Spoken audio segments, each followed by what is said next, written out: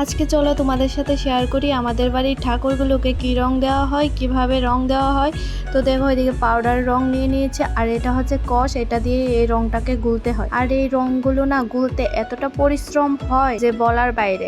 রংগুলো না একটা আঙ্গুলের সাহায্যে রংগুলি গুলতে হয়। প্রথমেই পাউডারটাকে আঙ্গুল দিয়ে মেজে নিতে হয় ভালোভাবে, যাতে দানা দানা না থাকে। তারপরে 1 চামচ করে কষ দিয়ে এটাকে গুলতে হয়। অনেকটা কিন্তু পরিশ্রম এই রংটা গুলতে। তো এরকম ভাবে প্রত্যেকটা রংকে গুলতে হয়। আর এই রংগুলি না যত ভালো মাজা হবে তত ভালো কালার আসবে। দেখো এই কালারটা কতটা সুন্দর হয়েছে, এটা একটু অরেঞ্জ টাইপের ছিল। আর এই রংগুলি না শেড করার জন্যই গুলেছিল। তো দেখো এদিকে শেডও করছে। আর এই শেডের কালারটা যখন দেওয়া হয় মনে হয় লক্ষ্মী ঠাকুরের সৌন্দর্যটা যেন দ্বিগুণ বেড়ে গেল। তো দেখো দেখতেই পাচ্ছ কতটা সুন্দর লাগছে দেখতে। তো আরো অন্যান্য কালার দিলে তো আরো সুন্দর লাগবে। তো আজকের ভিডিওটা এই পর্যন্তই, সবাই ভালো থেকো, বাই বাই।